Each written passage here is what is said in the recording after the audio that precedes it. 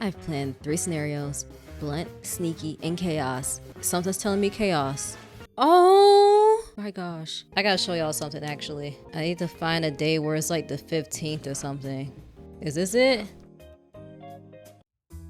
Oh yeah, it's exactly the 15th. Okay. GAAH. Okay. GAAH. For the love of Kor, you scare me, man. Wait, what white thing? What are you doing?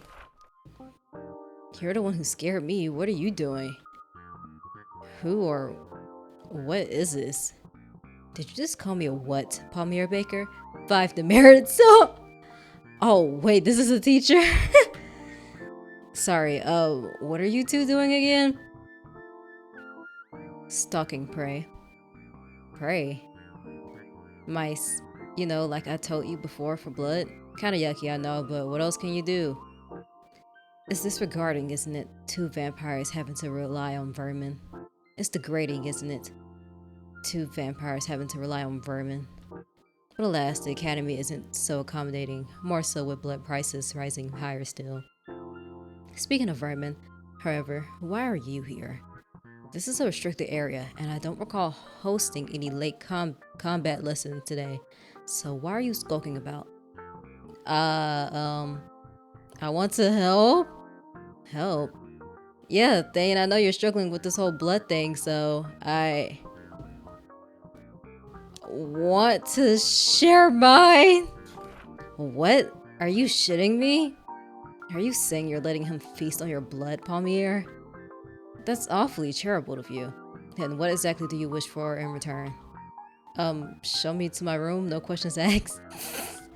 Are you really okay, Palmy? Like, sober? For a payment that cheap, I assume this is a one-time favor. Yeah, just a one-time thing. Oh, I was kind of hoping for a regular donation, but what am I saying? I'll take it. Thanks, Palmy. Bon appetit. Wait, you're doing it now? Oh. Oh. Oh, okay. Oh. We got him going crazy. Like, okay, now I kind of want to go back. I might do another playthrough and like just actually do this like from the jump, dang near. Because this is like dang near the first or second day, isn't it? Ugh.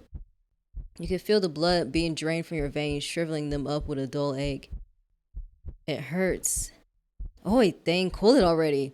I agree, this is more than enough, Thane. But Thane didn't stop. Instead, his bite deepened and his eyes glowed a bright ruby red. Thane, stop, stop. I'm so sorry, I don't know what came over me. That never happened before. Palmy, are you okay? I'm a bit dizzy, but Anna Mia, you took too much, Thane.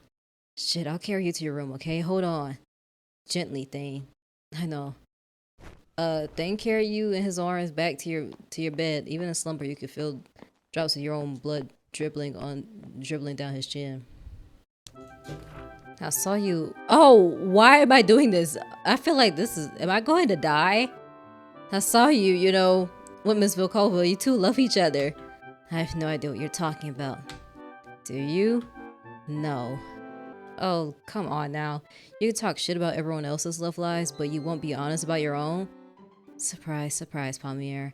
I'm a hypocrite, just like everybody else. Why are you interested in my love life anyway? There are far more interesting affairs. I'm 100% certain Dietrich is in love with Hedwin. If only that man had any balls to make a move. I knew it! And don't get me started on Poppy's obsession with William. Oh, I'm still surprised the whole faculty hasn't conducted one giant orgy. Now you're just changing the subject, right? Oh, and don't get me started on the student-teacher romances. What? Jesse and Professor Liam. He will have a lot to explain in 8 months or so. Wait, say what? I do wonder what the baby will look like, though. If it's a redhead, it must be Liam's. If it's brown, however, I'm sure Hemsworth would be a great father, though his other young lovers might be jealous. Hemsworth isn't Fia's herbology teacher? Wait, who else did this man make a move on? Wouldn't you like to know? Keppler, come back here! Somehow Keppler tricked you into changing the subject. He admitted that some of his rumors were just rumors. But still, But it still didn't make you any less worried about Fia, damn it. It's okay, Fia will not be charmed. Have you heard that someone put Boner Be Gone and Emir in Sergon's drink? Oh, I heard that. The pair threw quite a fit at that. Emir thought he was impotent. Said he was going to hunt down whoever did this to. Oh my gosh. Oh, well, I wouldn't know anything about that. Nothing at all. Gosh, dang, bro. Look, my honesty is at freaking 0. You said as you sipped your tea suspiciously. Okay, I might have known who put it in the drink and who provided the potion, but I didn't do it. Not the drink part, at least. It's alright. No one's blaming you for it, Palmier. All hell Kor! All hell Kor! What the? This river was different from the rest. Older. The limestone seemed cleaner somehow, and the waters were clearer. Like the first time you saw Io in your dreams. 10 priests and nuns could be seen surrounding Kor and Io, all bright smiles and kneeling in worship. Please, enough with your pleasantries. I'm only doing my duty as your neighbor. You saved us, my lady, you and Lady Io. I'm merely here to serve my lady. Io, please. My lady, we've built this place to protect you, you and Lady Io, so that the other witches won't lay a hand on you. You, who had betrayed her own kind, gifted us your blood so we could fight against your own kin. Please, my lady, bless our feeble existence and become our queen. Don't ever call yourself lesser. We're all equal. My lady, even as equals, we like to crown you as our queen, to be the ruler of Ignia and all its people. Oh. Ruler? No, I can't. You're not subjects to be ruled. Please feel free to live as you wish. And this is what we wish, our lady, to have our beautiful queen rule us as she pleases. It'll be an honor to protect you, as you protected us. The man hoisted Kor's crown to her face, kneeling as Kor hesitantly approached it with her long, delicate hands. Kor, perhaps this is for the best. These humans, they're too weak to rule on their own. Io whispered, pulling Kor gently by the arms. Alright, I'll be your queen. As soon as the crown was placed on Kor's head, it tightened and shifted into thin gold crowns of thorns. They wriggled and pierced through her skull. Ugh! Kor, what's the meaning of this? Finish the blood runes! What is happening? A barrier formed between Io and the rest of the humans backing away to the exit as Io slammed the barrier with her magic. Bombs, projectiles, fire, quake, and flood. None penetrated the barrier as the priests made their exit. Oh my gosh, Kor laid on the floor, writhing in pain as blood dripped down her wounds, drenching her from head to toe before running down to the pool of water around her. Why? Your blood is precious, my lady. It grants us the power of gods. Oh my gosh. However, we know it's best to only trust our own kind. A traitor will always be a traitor, Lady Kor. Whoa. Io's son Ivar is proof of that. Once he was our god, now our doom. My son is misguided. Silence! We won't be fooled by you, not anymore. But I loved you. All of you. I betrayed my people for you, for all of your sins. And we thank you, my lady. So now please, bear more. As your misery will be our joy, our rise against all who belittled us before. We shall pray for you, Lady Kor. For you, and to you, may you forgive our sins. No, don't leave us here. No! Oh, I just bumped my mic. They left you, hurt you in the worst possible way, and yet you still love them? Humans? The memory shifted back to you and Kor. I guess Kor showed Palmier that memory. Humans are fragile. They did what they did out of fear. You're a bleeding heart. I'm bleeding everything. Am I supposed to laugh at that? Your mouth twitched. You must be seeing things. Where's Lyall? Around. She doesn't like you much, I'm afraid. The feeling's mutual. Why did you call humans them instead of us? Do you think you're not human? My mother calls me a demon sometimes when she's angry. Witches call me that too. Others have called me a demon once, when those witches first appeared. Said that we inherited their will, that we sold our souls to become what we are. I would have never sold my soul for anything. But something awakened in me, and here I am. A demon spawn? A human, with extraordinary talents, blessed by Inferno, consent be damned. You're not human. I was one, at least before. I like to think I still am. My friends think so. What friends? Lyall? And you. What about you? Don't your friends wonder where you've gone all these months? It's not the first time I've gone MIA. And if something were to happen, they will all move heaven and earth to find me. Such confidence. You must trust your friends. More like I trust myself. I've trained them well enough, and I'm quite lovable when I want to be. Oh my gosh. So I've heard. I often overheard your classmates fawning over you down by the pier. Oh, my insipid classmates, ignore them. They're just a bunch of bumbling idiots. Harsh words. It's the truth. It's easy to put up an act up there, so long as you're attractive, intelligent, or of higher standing. Just blend in and follow the flock. Do that and they won't bat an eye. Humans are predictable. Witches are capricious, but candid. You don't mind how twisted some of my thoughts are. I like your kind. They're skewed morality. Sadly, most of your ilk disagree with that sentiment. I never understood the prejudice up there. You witches are quick to anger, but other than that, you don't really lash out unless provoked. Yet you still haunt us, only if they deserve it. If they murder someone, then I still have to do my job. I'm unsympathetic and antisocial, but I do have my morals. It also depends on who they murder. If they murder some rando, then sure. A rapist, pedophile, or murderer, however, well, how can I help? Humans are just as emotional as you are. The only difference is their selfishness. The humans crave to protect their worth, making their marks in the world without thinking of others. Such egotistical fools. Isn't that what makes you interesting? Your ambitions and flaws. No, human autonomy is a curse, cannibalistic sheep to be corralled.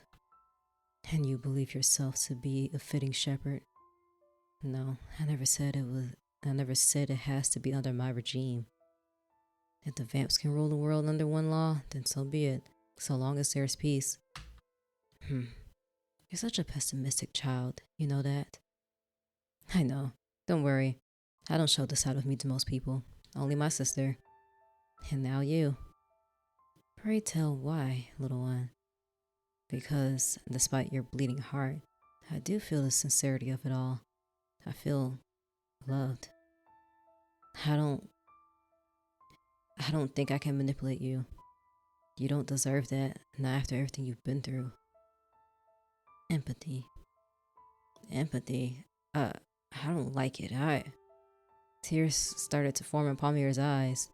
Tears that even he didn't seem to expect. Am I crying for you? Come here, little one. I believe you've finally grown in heart. Whoa. I still doubt your sincerity. The other you, I mean. What do your eyes tell you? That he meant well. However, you don't believe it? The other you is an odd one. Too much duality. Kind intentions, cruel executions. My eyes couldn't tell the true intentions apart, since your counterpart truly did believe that he meant no harm. Perhaps your friends would have more insight on that. Shed some light on your counterpart. Oh no. Are you alright? I'm fine. As fine as a dying woman could be, that is. The end is nigh. Tomorrow you will have to make your decision. My only wish is that you won't regret your choice. Well, I wish I understood myself more, what I was thinking during all this. Though I do understand why you want the headmaster gone now.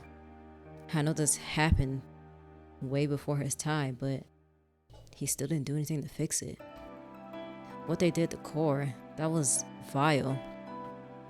I know, yet Kor forgave them all the same. She was strong like that. Stronger than I could ever be. Hey, can I ask you something? Yes.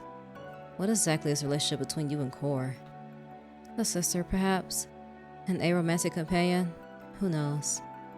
Kor and I are the few witches who like the humans, and we bonded over that for centuries.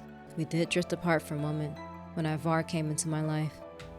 Still, we raised him like our own, though in the end, he and I drifted apart all the same. I see. So you were a couple. Life partners, but I couldn't call us a couple. We never bonded. And perhaps that's why I took her betrayal to heart. I spent centuries by her side, yet the thought of bonding never crossed her mind. Ooh. Yet some young teenager managed to convince her otherwise. Ooh. I did take her actions to heart. I thought these cursed eyes would help me understand her. But it only left me with more confusion than before. Can you really see everything with those eyes? Everything. Even things that might not happen. Can you tell me where Seth is then? He's probably my next target. Him, not Ivar. I don't have the heart to ask you about Ivar. I mean, I am trying to kill him, kinda. And he is your son. A thin smile formed on Io's lips. So, is this your mercy? Should I be thanking you? I'd rather you don't. Unfortunately though, I'm not sure where you will find Seth. Though these eyes can see every single possible outcome in your life. Currently, there are 650,386 scenarios of when and where you would meet Seth. Each with similar probabilities, none trumping the other. I can say that out of every scenario, you have a 20% chance of winning against him. Only 20%? He's a vicious little one, and he isn't easily swayed by chatter or a pretty face like Mesa and Ivar. When you meet him, you will finally have a proper fight with a pure-blooded witch, and I hope you prepare yourself for that. Now, if you'll excuse me, I think I shall retire for the night. Until our last meeting, my death-scented visitor. Good night. Night. Oh. Well, we're gonna be killing the headmaster today. You open your eyes and notice you were back in the church. The church where Palmier killed Ivar's daughter. What was her name again? Vera. Palmier?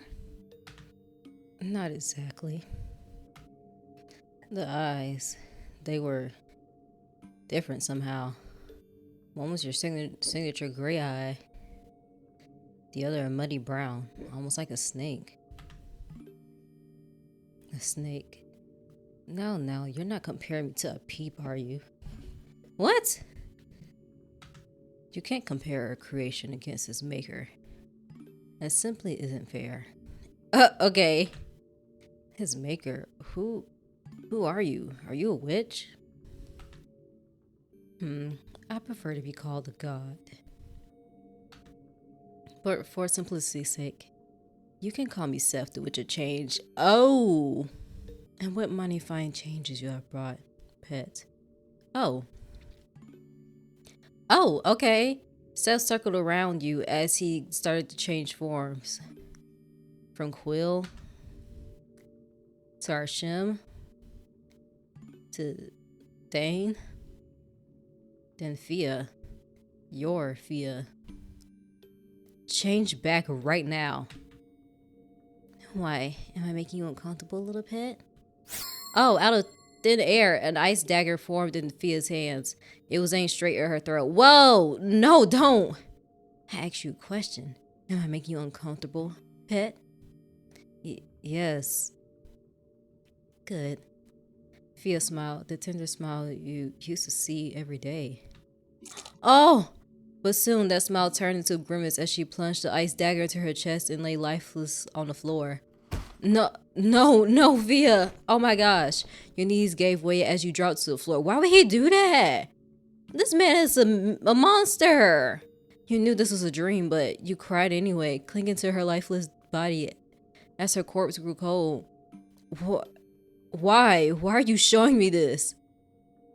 A beat of silence passed, then two, before Fia's body rose back up with a twisted grin on her face. Because it's fun, and because I'm still playing nice. Think of this as a rehearsal, pet, for when we finally meet. Once I let you find me, that is. Stop speaking in tongues. Show me your true face, coward. But then you'll know what I truly look like, and we can't have that. That would stop the fun. Tick-tock, little pet. You better move along. I'll be waiting for you. Maybe at school. Maybe in Leynar. Oh my gosh. Maybe in Gamora. Don't call me. I'll call you. But first, you have to steal that old sea witch's heart. And then we can have some real fun. Tick-tock. You woke up at 2 a.m. Sheets covered in sweat, hair matted on your face. I won't let him get to Fia, ever. You texted Quill what happened, and surprisingly, he was still awake. He calmed you down and said he and the others would try to look into Seth. In the meantime, you should keep an eye out on Leynar. After an hour of frantic texting, you slowly started to calm down and tried to get back to sleep. You need to keep your guard up and start to keep an eye on who you're talking to. They might just be Seth. Oh my gosh, I ain't got time for this, bro. Oh my goodness.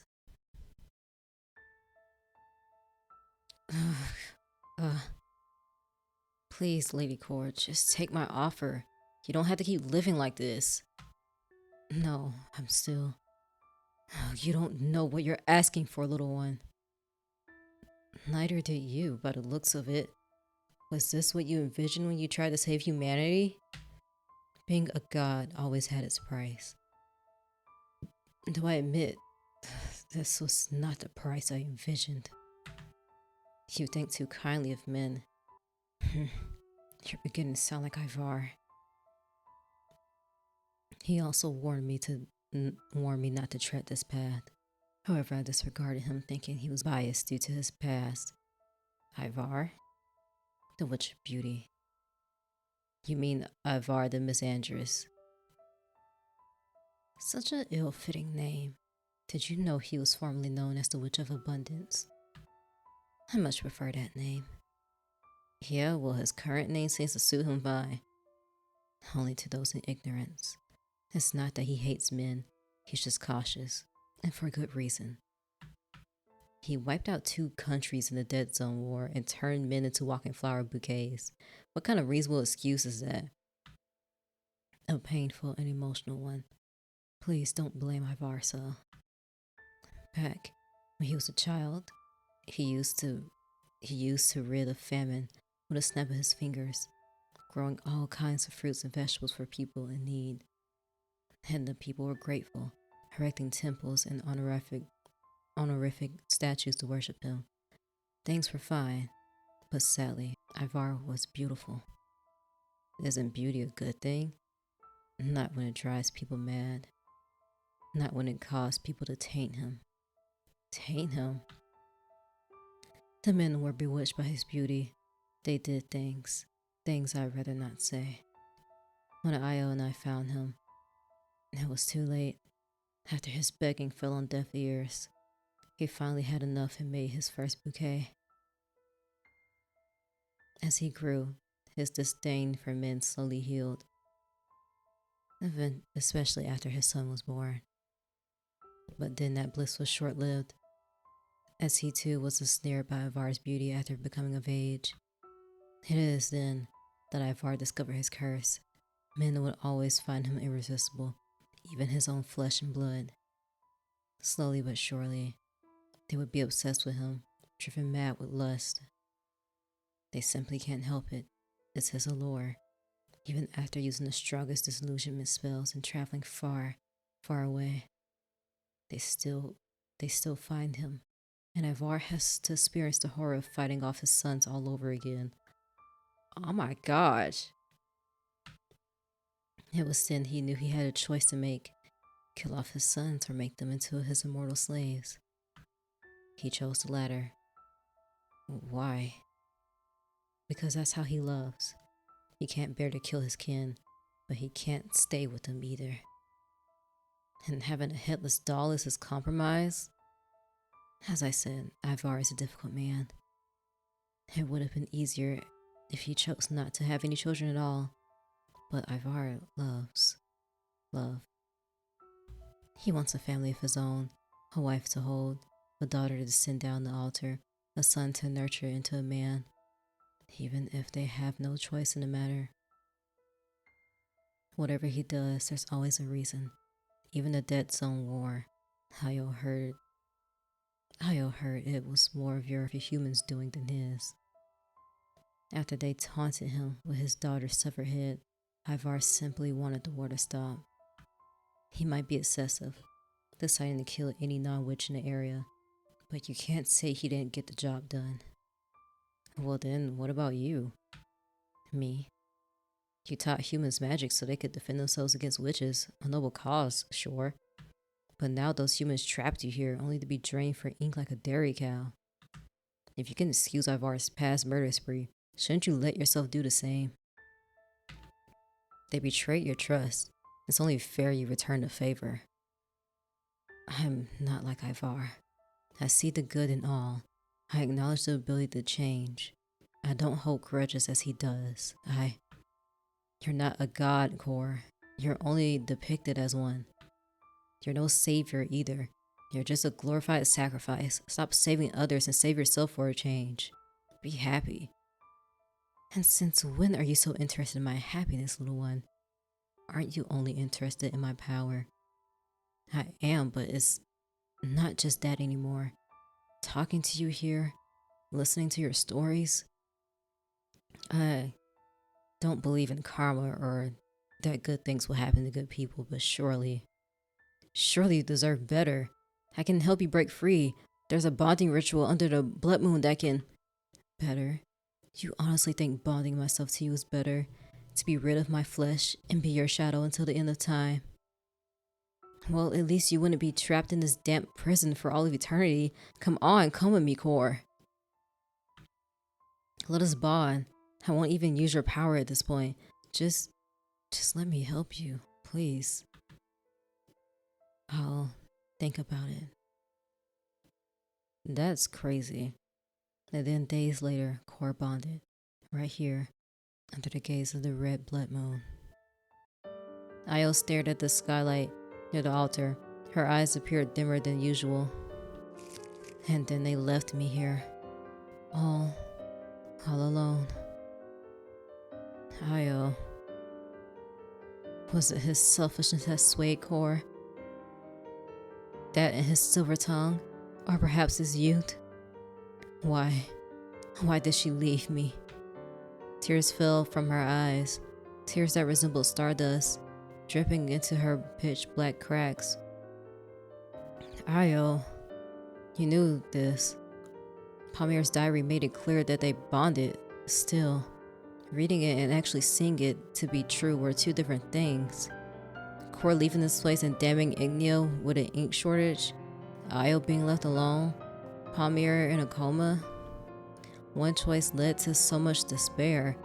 It's all too much to take in that you can hardly react. What can you say? You'd give anything to comfort Lyall right now, but it's not. Your words or touch she wishes to embrace. I'm sorry. Doesn't matter now. It's in the past. What matters now is the future. Have you come to your decision? Remember, once you've made your bed, you must lie in it and face your decision head on. Everything will change from this point forward. So what is your choice, little one? Baby, I'm pushing the headmaster. Then I'll cut this dream short. Please push him into my waters. Don't worry, he won't die. I'll make sure of it. Do I have to kill you for your heart or, I don't know, help you? No. This is my vengeance to fulfill. All you have to do is watch. Once he's in my waters, my heart will rise up into your palm. And then you'll die. And then I'll die. My legacy lives on with my people, forever inside their dreams. That's one way to look at it, at least. Is there anything you want me to do for you? Before you die, I mean? You've done plenty. Although I would appreciate it if you can comfort my son. Ivar will be more heartbroken than he lets on. He likes you, you know? I'm afraid my son doesn't have many friends to seek comfort from. Gee, I wonder why. He likes that sarcasm of yours too, even if he says otherwise. Farewell, my death-scented visitor. You are, and will always be my favorite human. Oh, thank you! Oh my gosh! With a gentle shove, Io dunked you in the water, waking you up from your dream. Ugh. With no minute to spare, you immediately ran to the other boy's room, telling them about your decision. Dang, I gotta tell them about this. I guess so. I think I would need some help, probably. Are they gonna be okay with this? So it's finally come to this. We're finally murdering someone in the name of friendship. Yeah! On the bright side, at least we know that our friendship can withstand the test of time. Okay, so they go with it. Hey. Yes, there isn't anything quite as bonding as murder to solidify one's friendship, is there? I can't tell if you guys are being truthful or sarcastic. Oh no, we're completely invested in this, darling. What decent friendship breaks with just the mere act of taking a life? If you haven't found someone who would kill for you, dear, then that's on you. The group nodded simultaneously at that. You didn't know if you were wary or jealous of their bond.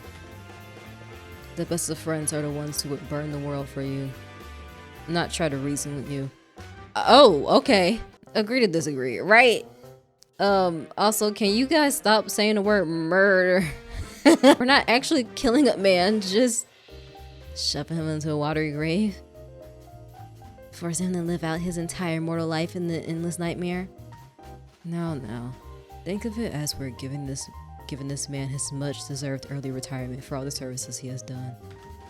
Services such as bleeding out a woman and entrapping her for centuries, not to mention supporting illegal siren hunting. And taxidermy. Yeah, that works. I needed that. So, how are we gonna do this anyway? Glad you asked. I've planned 3 scenarios: blunt, sneaky, and chaos. Something's telling me chaos. Take your pick. It don't matter. I don't think it matters how we do it. We might as well be chaotic. Why go through all the theatrics? I say we use his siren obsession to good use. Oh! Let's entice him with the prospect of a loose siren in the fishing village and later push him into the waters as we make our voyage. We can use pictures of that dear handsome puppeteer. What was his name again? Irwin. So he is a siren. The 3 of us are still debating that. He's got the looks for it, but not the voice. Which is arguably the only thing that defines a siren.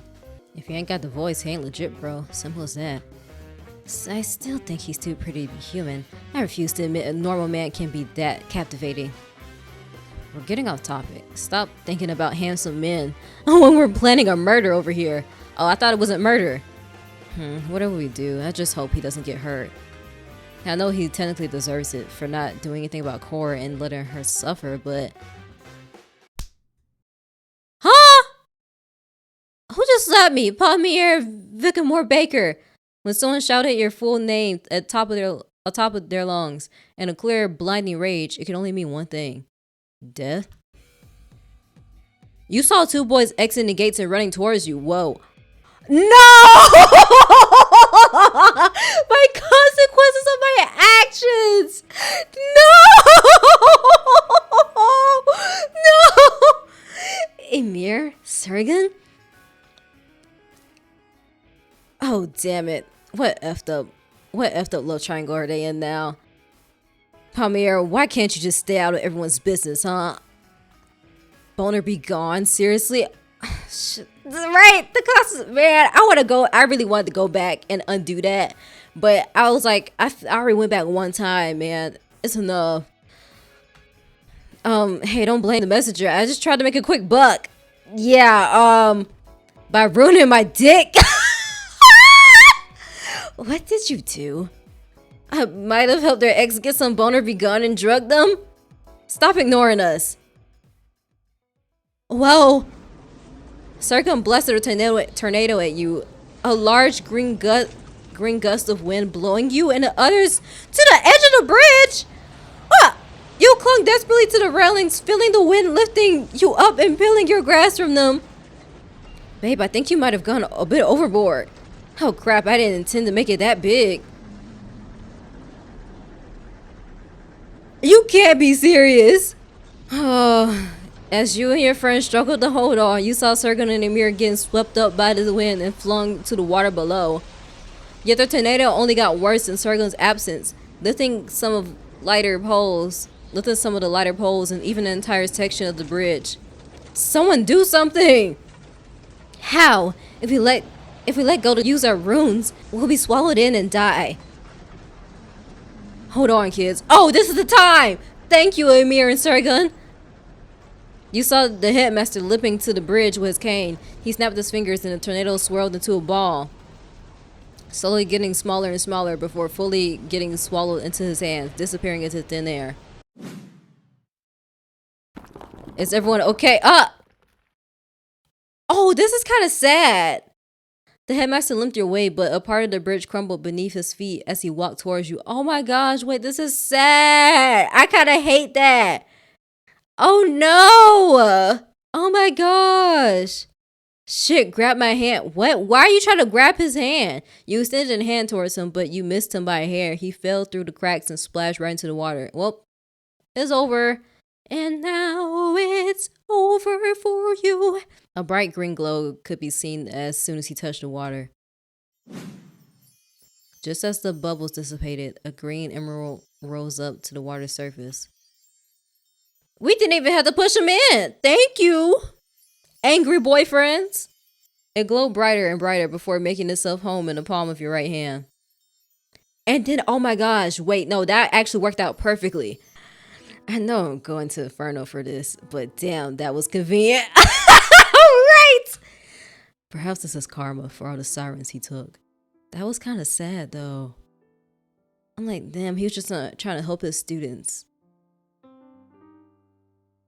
Oh my gosh, that made me really sad. Oh, yes, do try to be less concerned, Archie. I'm sure none of the teachers will take notice of your clear. Are you saying you're not relieved that we don't have to take a life? Of course I am, but still, plotting murder is kind of fun. I always wanted to know whether I could get away with it. Quill! Duly noted. I'll be sure to call you whenever the opportunity arises, Quill dearest. Yeah, again, can't tell if you guys are joking or not. They are. Also, we should hide that thing ASAP, guys. Trouble's coming our way. Oh, you hid the gem in your pocket, stuffing it rather crudely. Children, what is the meaning of this? It was all Sergen's fault, miss. He was the one who cast the damn rune. Quill pointed to Emir and Sergen swimming ashore. Well, at least they're safe. Let me guess, the lovers spat again. Honestly, those two boys. Well, at least Melody isn't involved. Is the headmaster there with them too? Afraid my eye isn't what it used to be. Actually, Miss Hedwin, I don't think I've seen the headmaster come up for air. What? Miss Hedwin swiftly peered over the bridge, looking for the headmaster. When she saw no signs of life, she cursed under her breath and frantically ran back to the gates. Keppler, contact the church. We have a problem. The teachers will probably patrol the lake now. Let's hurry then. Classes should be halted after this fiasco. Students will flood all over campus. Then what are we waiting for? Come on. You ran through the horde of students as they asked you about what happened. Quill cast a wind rune as he pushed through the crowd and ran towards the pier before the teachers could react. Whew. As soon as you arrived in your doppelganger's presence, you could see a strong sadness painted on Arshim's face. He fiddled with his hands as he didn't seem to know what to do with them. All his usual air of confidence and hauntiness seemed to have evaporated once he laid eyes on Palmier. Are you sure this will work? No, but it had an effect last time, and that's good enough for now. I know this might be me talking out of my ass, but have you tried that old true love's kiss and all that? Dane, I know you're naive, but even you should realize how ludicrous that sounds. Agreed. Besides, I don't think any of us is his true love. Oh? Quill quirked an eye at Arshim, clearly not expecting the answer. What? Even if I was his true love, I don't think I reciprocate those feelings anymore. Well, no use talking about it. He's holding it. You weren't here last time when Palmier woke up, were you? Oh no, I believe I excused myself before that. Do you want to do the honoring this time? I do, actually. Okay. You pulled the gem out of your pockets. It glowed bright green, pulsing warmly as you could hear the soft drum of a heartbeat. Arshim held the gem gently in his palm before hovering it over Palmier. The gem's light blinded the room before fully dissolving into your doppelganger's chest. Unlike the first gem, this gem's effect was immediate. Whoa! Your doppelganger sat up as he glanced awkwardly around the room. Whoa, what? It can't be for long, though. Palmier? Quill asked hopefully as Arshim and Thane were both still shaken, taking one step back from the bed. He looked like shit, Quill. Wait, Palmier, are you really okay? Dang, did you get laid or something? You look good for once. Palmier. Arshim, I'm so sorry. Whoa! Before you could get a word in, your doppelganger's body fell back to the bed with a loud thump. Body limp, but still breathing as his chest rose and dipped in a steady pace. Palmier, Palmy. Arshim shook your doppelganger's shoulders as he returned to his deep slumber. We need more hearts. Just 2 more. Well, we've made it this far. Might as well commit, right? We have to. Calmer now, Arshim swept his hair back as he turned his attention to Quill. Quill, what do you know about the last 2 purebloods? One's hot as hell and one's a psychopath. Quill. What you asked, I answered. I'm gifted, not omniscient. Maybe we should wait it out. I mean, it worked out last time, right? I'd rather not leave our friend's survival to fate. You've talked to Ivar once or twice now, right, Palmier? Any hints on where he's hiding? I mean, it's a garden and there are ruins of Io's old place for worship. Still too vague, but he does seem to frequent your dreams. Maybe we can use the invile rune in True Palmier's mind. Wait, what? Fuck no. Also, can you guys leave Ivar be for a sec? I know the guy's no saint, but... Well, Io was his mother and she just died. Can we give him a break? You want to give Ivar, the man who wiped out 2 countries, killed over 1 million people, a break? Yes? Palmier, I know you're a softie, but... Please, just one day. Io gave her heart willingly. Maybe Ivar would do the same. While I don't know what exactly transpired between you and Io, Palmier, I do know that Ivar is nothing like the Witch of Fantasy. I know, and I know the guy probably caused a lot of grief too. But he just lost his mother. You all have unhealthy mommy or daddy issues. Can't you guys be more sympathetic? Shit, dude, did you have to put it like that? Yikes. I hate it when you make a sound argument. What do you propose we do? Nothing, just Look into him for a while. Please just give him a day of grieving. 1 day of grieving. That's all I ask. Now, if you'll excuse me, I'm going to take a nap. Oh, Ivar? As soon as you slipped into your bed, you cover yourself with sheets. With the sheets, hoping sleep would carry you quickly to Ivar.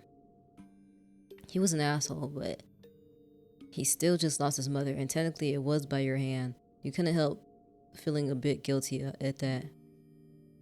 Your guilt only grew as you saw Ivar in one corner of the garden, shoveling a shallow grave, as a tiny dead jellyfish flew its way towards, before sinking down unceremoniously into the hole as if accepting its fate.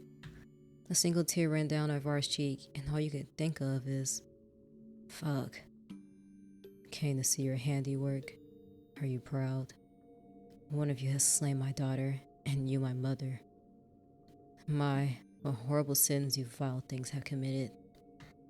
He hissed the words at you, hands twitching as vines started to slither beneath his feet.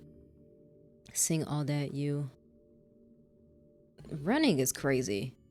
Apologize. I'm sorry.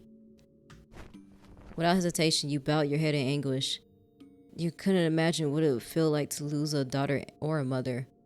But you had lost a sister. The anger you felt towards that truck driver, and the sheer hatred towards yourself for letting it happen. The rage and guilt, it was enough to kill a man. But still, perhaps because you felt that gnawing despair, you didn't want Ivar to suffer through it alone. Ivar didn't say a word, but you could hear him making long strides towards you. You could close your eyes as Ivar wrapped his long death fingers around your neck, fearing the worst. But the pressure you expected on your neck never materialized. Instead, soft fingers caressed your cheek, wiping your fearful tear away. Thank you. Oh! Huh? The stars of Judas must have tortured her. No one is meant to be all-knowing. At least she died with you fulfilling her last wish. That's more than her own son could do. The runes in her prison were just too intricate, too fickle for me to break through. So you knew? Did you ever try to break her out of there? Many times, both in the land of dreams and in the waking world. Aw, the old priests were meticulous. No witch can get in or out. Perhaps it's fitting. In the end, you both couldn't be there for each other in our time of need. Damn. I'm sorry for your loss. Also, is that grave for her? Yes, this creature was a piece of her, because someone did not think to bring her heart to me. I thought you weren't mad at me. I never said that. I can be both grateful and enraged simultaneously. In fact, I previously thought of many creative ways to torture you. Briars escaping through your nostrils and eardrums for one. Long barbed tendrils climbing their way out of your stomach, piercing through your esophagus. What? You took a step back at that, but Ivar held your wrist, keeping you in place. But you came here willingly to comfort me. Such good deeds ought to be rewarded, especially since my kin any similar succor. You looked around to see Ivar's sons, all continuing their own business, tending to the garden or serving tea. Though some seemed to eye you and Ivar sheepishly. What about Lyall? Lyall, yes, how I wish he knew of his grandmother. He at least deserved a chance to know her. Unlike the others, I think he would know how to appreciate her. What do you mean by unlike the others? I can hear them, my children, and all those people I've encased in a prison of bloom.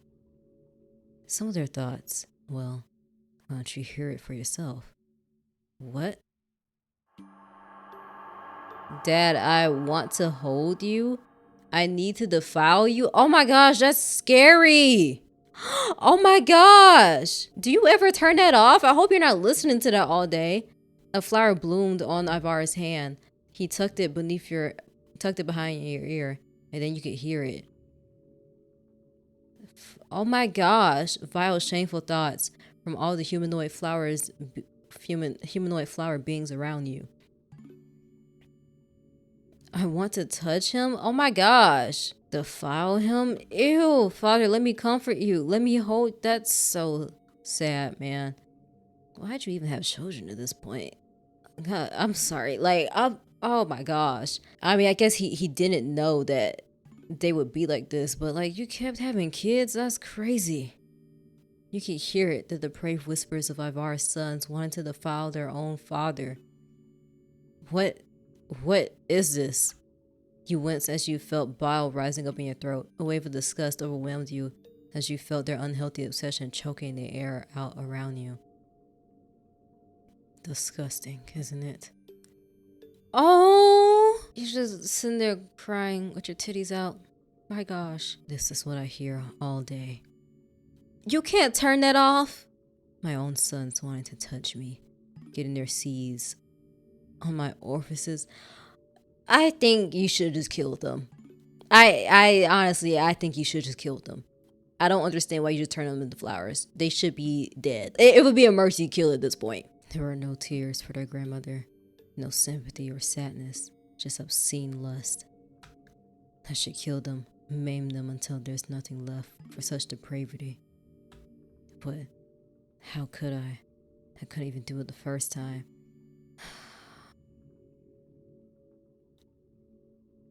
Oh my gosh! Well, I did not need to see this. Memories started to fill your vision. Images of younger Ivar with long wavy hair. Cheeks wet with tears as he was pinned down by another boyish blonde beauty. A young man with eerily similar eyes to both Lyall and Ivar. No! Oh! A son whose face soon distorted into a bell bouquet of flowers as Ivar reached out to him with trembling hands. As if doubtful of his decisions. No, that's so sad.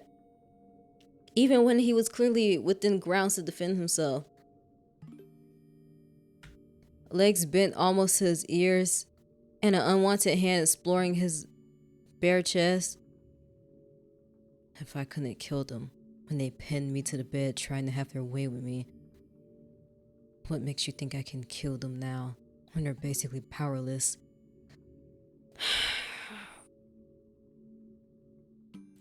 You really want them to live? Like, I get it, they're your sons, you don't want to kill them, but I don't think it's great to be living like this for the rest of their lives. You know, just lusting after their father for, what, all of eternity? I think you should just kill them, please. And don't have any more children. Ivar. Your eyes welled up. Ivar's memories and feelings overwhelmed you. Somehow you could feel it. His despair, his anger, his doubt. I never asked to be born this way. To entice men, especially my own kin. I never wished for power, immortality, nor do I even need beauty. All I ever wanted was a family, a daughter to walk down the aisle, a son to guide as he grows from a boy into a man, a mother who would become a grandmother, surrounded by her rowdy grandchildren. Yet all of that is nothing but an unattainable fantasy. Ivar. Do you want a hug, sir? Can I hug you?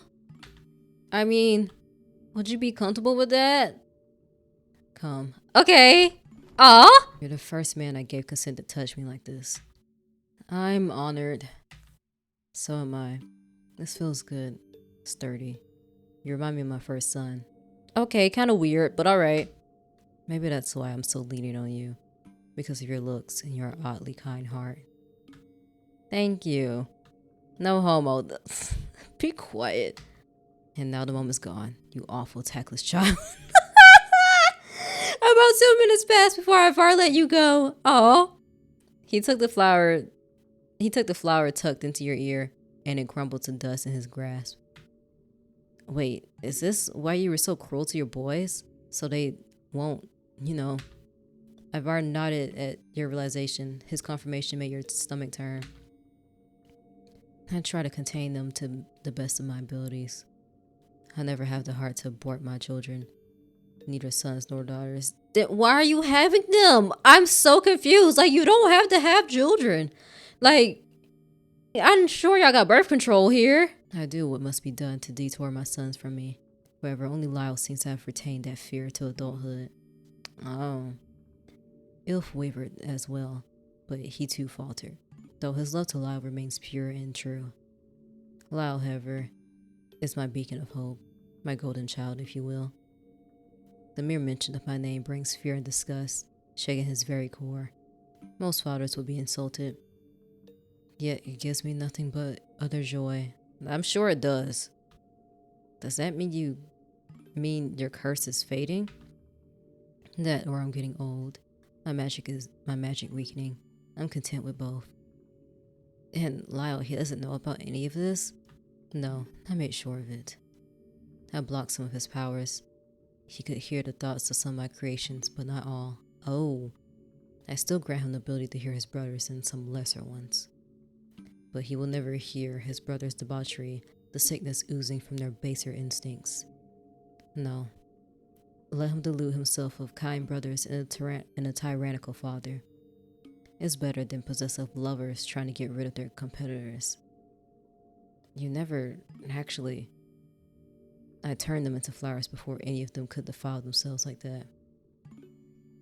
But why bouquets? My firstborn liked to make bouquets when he was little. It was the first thing that came to mind. I'm sorry. I am too. An awkward silence stretched between you. Ivar took his time to bury the jellyfish in the final resting place. He worked with his small shovel, gently covering the creature in dirt. A single sprout. I won't use magic on this one. I want to see it grow at its own pace. Living a simple, natural life. Something very few of us witches can do. You nodded at that, sympathizing with him a bit. The grass is always greener on the other side. I think she would like that. I hope so too. Thank you for being here with me today. It's the least I can do. Perhaps in your world, but here, your kindness is what only angels are capable of. And kindness ought to be repaid. A red rose bloomed over Ivar's palm. He offered it to you, and you felt like it was different from his other flowers so far. More alive. If you are ever in trouble, tear all the petals away. I will immediately come to your aid. Oh, my aid? Seth is toying with you.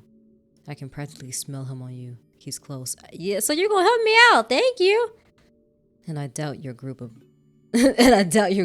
pretty boys can handle him. So you'll save me?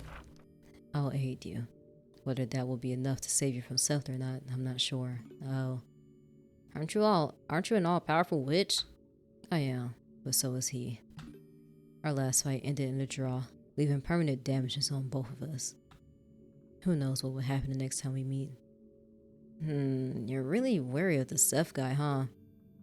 You should be too. But perhaps your dumb luck with my kind has made you cocky. It's worked so far, right? You tucked the flower away in your back pocket. You still didn't fully trust Ivar, but you knew better than to ignore any help you could get, even if it was from another witch. I still think you should tell Lyall about his grandma someday. Someday, perhaps, but not today. Today, I'm just glad to be hated by him yet another day. One day, he'll understand. I doubt it, but I'm satisfied for now. I'm happy to see that he has made some good friends along the way. He said that last part while staring directly at you. His gaze flustered you a bit, so you whipped your head around to avoid his eyes. If your actions disappointed him, he made sure not to show it on his face. I'll return you to the waking world now. Come visit me again sometime. I would if I don't have to die every time I try to wake up. Perhaps we can skip the rough housing for today. Ah! With a harsh shove on your forehead, your body sagged down as it fell through the dark abyss. You woke up without a pain this time. None of the fear and dread you usually associate with Ivar's visits. Though you were a bit flustered by the large and stocky brunette looming over you. You gaped at Lyall, who was gently wiping away sweat off your brow. Oh, okay. Lyall? You were twisting and turning in your sleep. I was afraid you had a fever or something. Oh, he's so cute. His hands are so freaking huge, bro. Oh, thanks. I'm alright, just had a bad dream. Oh, well, if you aren't feeling your best, you should stay in and rest for today. I think classes are canceled for the next 3 days to deal with the current crisis. There's no official announcement yet, though. Nothing is set in stone yet. But I think Miss Headwind is assigned as the temporary headmaster for now. Whoa, that's crazy. I hope she stopped taking them drugs then. Unless the church assigns someone else for a job. Personally, I think she'll do great. As long as she doesn't get high on the job, that is. Amen to that. There are other issues besides the headmaster, though. Oh? A couple of kids from the village have gone missing. Mostly from the orphanage, but now kids from other families have gone missing too. What? All at the same time? No, it's been going on for a while now. But at first, it was just the older kids from the orphanage. Margaret said that happened sometimes. Kids wanting to make it on their own. They would usually return in a few weeks. But then younger kids from other homes have also gone missing. So people are finally getting worried. I see, and no one's helping? Well, I did ask the headmaster for help. And he said he'll relay that to the church. Well, now that he's gone. Damn it, it's the consequences of my actions again. Well, not really. I don't know why you're acting like I killed him. I did not. That was Emir and Sergun's fault. They can suffer the consequences. Maybe me and the boys can help. At least we can ask around and maybe help unravel this mystery. Yeah, I would like that actually. Okay, let's go and ask them over breakfast, shall we? You and Lyall headed to the dining hall to have breakfast together. The hall was abuzz with students chattering left and right, worried about the student's sudden disappearance and the perception of the headmaster's death. He can't be dead, can he? Not this way, at least. I know everyone would think he'd die in a fight or at least of his old wounds. Drowning, though, I mean, I know he uses a cane, but... Attention, students. Miss Edwin shouted with a noticeable quiver in her voice. It was raw and shaky, as if she'd been crying all night. Aw. I'm sad to announce that our headmaster's whereabouts is still unclear. Representatives from the church have begun their own investigation starting last night, continuing on throughout the day. You're still allowed to roam around the lake. However, be careful not to bother any of them. Meanwhile, I have been stationed as a temporary headmaster until further notice. Why they chose me? Kor knows, really. Miss Edwin popped about 6 pills right in front of the entire student body. Dietrich loudly kicked her shin and cleared his throat as if to say, behave. Yes. Due to the current circumstances, classes will be canceled for the next 3 days. Though that doesn't mean there's no work to be done. Anyone willing to help with our headmaster search is very much welcomed. Also, there may have been a few kidnapping cases in the nearby fishing village. I know it's not our jurisdiction to deal with missing children. However, since the church is still preoccupied with sweeping the lake and finding our headmaster, I would suggest you kids to aid the village in other ways. Provide comfort and absolution for our closest neighbors. That is all. Please continue about your day. Miss Edwin sat back down, and right away the student body erupted into loud chatter. She's a nervous wreck, huh? Perhaps we would be too if we were suddenly assigned to her position. Well, I know I would at least try to cope without the drugs. Still, at least she basically gave us a green light to go around as we please. Should help us a lot, won't it, Lyall? Lyall nodded as he looked at you and smiled. So the 3 of you will help me out in the village? Of course. Honestly, it's a shame that the church hasn't intervened sooner. Really? You're really surprised about that? Thane was hinting at the fact that the Ignian Church has imprisoned Kor and Lyall for centuries. Point taken. Am I missing something here? No. Nothing you and your rippling pectorals should be worried about, Lyall. Now shall we make our way to Leynar? When you arrived at the village, you noticed that everything was in total disarray. Mothers and fathers yelling at each other for losing their children? You were supposed to watch him. What kind of mother loses track of her own son? Don't you dare judge me. It's not like you were any part of his life. Whoa. I was busy trying to keep the fridge full and our family fed. I did my part. What about you? That's crazy. Plates and other pieces of tableware whizzed past you and you dodged left and right. Every house seemed to have their own issues right now. Everyone's clearly distressed. One woman, however, stood out to you. She was weeping around a young group of children. Some of them were somewhat familiar to you. What were you gonna do, miss? Steve's blind. What if he fell into the water and died? No, don't talk like that, Lilia. I'm sure Steve will be okay. Hopefully, he's with Cece still. Margaret? Lyall. Lyall ran towards Margaret. Margaret sobbed into his arms as you, Quill, and Thane and Hashem all stood awkwardly behind. Trying to smile as friendly as possible towards the kiddos, you clearly did not do a good job at it, as one of the kids went agape and screamed, "Oh. Who are these creepy men? Oh! Creepy? Don't you mean distinguished? Oh, he's just a rich asshole." Huh? One of the older kids was quick to pipe up once he picked up Quill's accent. Shh, Leslie, they're here to help. Right? Pardon us, ma'am. We're from the Witch Hunting Academy. Lyall said there has been cases of missing children around here. Oh, yes, at first I thought they were just runaways. The older kids would sometime rebel, make a show of it. They would escape the orphanage to prove a point or try to make something about themselves. But they would usually pop back up after a week or two. This time, however, the younger kids started to disappear into thin air almost every other night. Last night, we had 5 kids missing, including Steve, our youngest. He's blind and is always well behaved. I don't know what would cause him to run away. Any ideas?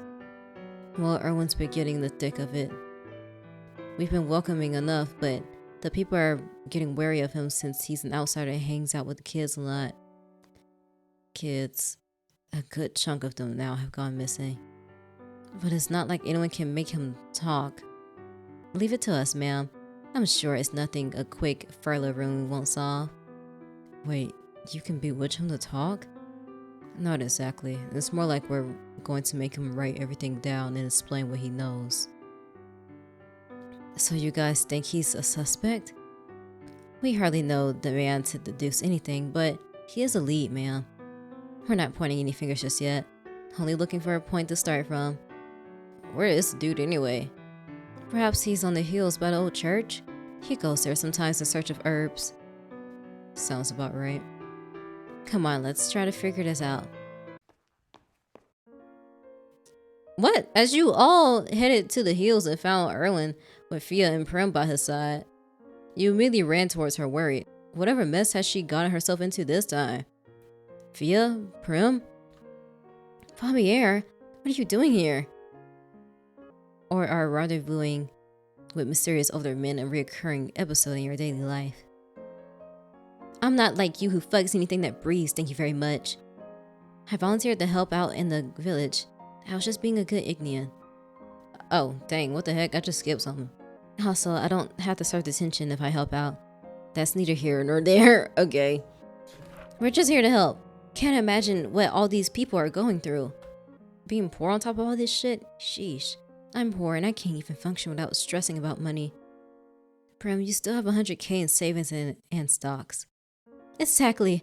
I'm 1 gold piece away from being completely destitute. Anyway though, we found Irwin being ganged up by a bunch of older gentlemen who thought he was behind the missing children case. Fia used the furlough rune on them and they walked away. Still abusing that rune, huh? What? It's better than me scorching up the place. Perhaps. However, are you sure you weren't helping the culprit instead? Why are you so sure on Irwin's innocence? Fia and Prim shared a look at that, and a bead of sweat glided down her cheek as she avoided Quill's gaze. Press on? Fia, what do you know? What? Oh, you know something, Fia? Come on now, I know you're hiding something. You really want to do this dance with me? 1. Really, I'm not 9 anymore. 2. Fine.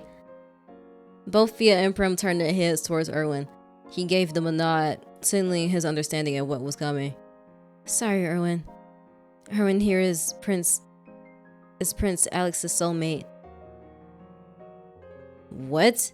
As in the Alex? The vampire prince blood-sucking douchebag Alex? The one and only. I'm sorry for all the secrecy. Wait, you can talk? That reminds me of back when I was in elementary school and people would be like, you can talk? You're not mute. I can sing too. But so does any siren. We are known for our voice after all. So you are a siren, not a witch. Are you a free siren then? This is the first time I've seen a siren roaming about without a bejeweled collar. Quill, show some respect. That's alright. Yes, I'm a free siren. Mostly because I've been pretending to be mute all my life. Whoa! How'd you get caught up then? Wait, so you've never talked before? I have, but only in the presence of people I trust. None of you fit that category. However, Miss Fia here has an extraordinary proficiency with the furlough rune. She forced me to talk. Oops. Before you all look at me like that, I just wondered if the furlough rune could make him talk. I didn't think he actually would. If that were the case, then perhaps you should have yelled out, and I quote, "Spill all your secrets, bitch." Again, I'm so sorry. So, wait, you saved him and then bullied him? Don't judge her too much. You know how bitchy Fia can be sometimes. I'm working on it. Regardless, you're a siren and the vampire princess intended. That's quite a target on your back. I'll say, the soulmate's pull is hard to fight. If they bonded, Alex's immortality would be limited to Irwin's mortal age. No wonder he wants to get rid of you. I know, I've been trying to find an herb for a potion that could sever the soulmate ties, but I can't find the elusive flower anywhere. Now, run out of time. What do you mean you run out of time? The vampires are hot on my heels. I've seen the vile bloods fly around this place. There's also the issue with the villagers' disdain towards me. Sorry about that. They've been welcoming to me. I think they're just scared. No one likes an outsider. It's not your sin to atone for, though. Especially you. I'm sure you've experienced a fair number of discrimination yourself. Oh my gosh. Irwin's arms morphed into a pair of glowing angel-like wings. Feathers grew from his neck and around his face as he transformed into some sort of avian. Those wings. You're blessed? Yet another reason why I must remain in hiding. You're lucky the headmaster hadn't caught wind of you. He would have mounted your head on top of a fireplace. Oh, I don't doubt it. Your former headmaster was an infamous siren hunter. He's hunted plenty of my kind, young and old. You couldn't help but approach a strange creature before you, stroking his wings as they somehow glow brighter under your touch. You can't be serious. As soon as you put your fingers on his soft goose-like feathers, all of your remaining wounds and scars instantly disappeared. Whoa! Irwin flashed you a soft smile as he let you explore his wings. Okay, well that's very nice of you, because he sure didn't ask. Just started touching. Touch me to your heart's content. My feathers heal all wounds, in and out. You'll need to be in tip-top shape for later. For later? Things are not right here. A witch is amongst the villagers. Ooh! A witch? Are they the one behind the children's disappearances? That's what I was wondering. Yes. Ooh. That's a bold proclamation. Any suspects in mind, or is it all just speculation? There is someone I had my eyes on, though perhaps I was a bit early in passing my judgment. Who's your suspect? Don't say Margaret. At first I had my eyes on Steve. The blind kid. I know witches have odd eyes. The fact that he had his eyes covered was far too convenient. But then I saw him talking to a tall figure with the other children before disappearing completely. He was sobbing before being whisked away into thin air. The tall figure is quite vague. Was it a man or woman? It was late at night. I couldn't see their face, but they were thin and white. White? literally all white, pallid looking, as pale as snow, yet ethereal, almost like an angel or an imitation of one. I think whoever took Steve that night should be the culprit behind all this. Though, of course, the villagers who attacked me didn't believe my claims. Apparently, I've overstayed my welcome. Irwin spread his wings wide before leaping into the air. A gust of wind hit your face as you saw Irwin's majestic figure hovering in the sky. I'll be taking my leave now. Things have gone far too sour here for my liking. I wish you well, Lyall. I've always liked how your body looked, especially when you're drenched to sweat. Irwin! Those are your farewell words, Lyall. Irwin winked as Lyall covered his chest instinctively like a shy maiden. That is crazy. That is a crazy line to leave off of. All of you watching the daze as Irwin cut through the sky, almost like he was flying straight into the sun. He's he's not actually flying directly to the sun, right? Give it a moment. Afraid you were going to see Irwin turn into roast chicken, you kept your eyes glued. All of you sighed in relief as Irwin drew the sideways into the coast. Away from the campus. He's good. Well, I'm glad that's over. Shall we head back now, or do you want to talk more with the townsfolk? Ask around. I'm thinking of asking the other villagers here and see if we can get a lead on that mystery figure. It's very vague. Irwin basically just described every generic adult here. Or a very tall teen. Can't dismiss the teens! Which makes our search even broader. Man, how fun. Perhaps we can split up and ease the load? Looks like the beefcake here has some brains. Prem and I will take the heels since we're already here. Quill? Oh, well, I firmly believe that exercise is not good for you, and it's all just placebo, so I'll be talking to the people right over there. Quill pointed at a nearby row of homes right across the stream. Thane and I will ask around the shopping district. I'm close to some of them, and I believe Thane is a frequent customer of the butchers here. You bet I am. Sometimes they would even let me have a whole jar of elk blood for free. I'll check the docks. The villagers are kind, but some of the fishermen aren't too welcoming of outsiders. Best if I handle it. Aren't you an outsider? Yes, but Pike has shown me around. They'll accept me. If not, well, I'm used to being ostracized. Where is Pike anyway? Probably in the docks? He's the type to ignore his issues by burying himself into work. Oh, that makes sense. Well, I guess that leads to orphanage. I'm good with kids. I'm sure I can get them to talk. Regroup at the village square at 6. Sounds like a plan. You all went your separate ways and explored the village. It has been a rather gloomy week, hasn't it? Too much dread for my taste. I know. I wish I could at least do something for the kids. Actually, I think I can help with that. Quill wrapped his arm around Lyall's bicep and whispered into his ear. Oh, you can do that? Darling, I'm an Inkwell. Miracle is what I do. Quill, what are you up to? Just come to the pier tomorrow, dear. Bring your swimsuit. Oh, okay. All you returned to the dorm while wondering what Quill was up to again. As you headed back to the dorms, Lyall walked side by side with you to your room. He seemed lost in the clouds and he kept fiddling with his hands. It's nothing really. Just, well, I've been thinking a lot lately about my father, about me being a witch, halfling, and about Ignia in general. Do you think we can ever get along? Not just witches or humans, but vamps and fairies, sirens with mermaids, hunters and werewolves. I don't know. Definitely. You just need one common enemy.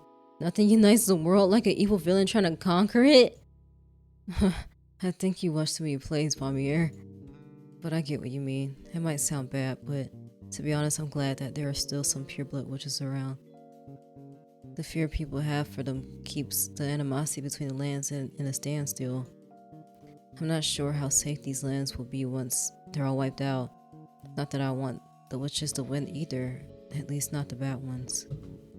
I wish there was another world out there I could run away to. Well, wait a bit and maybe there will be. Nothing, Lyall. Anyway, we should get some rest. We'll need it for whatever catastrophe Quill has in store for us. Alright, you head off to bed and drift to sleep.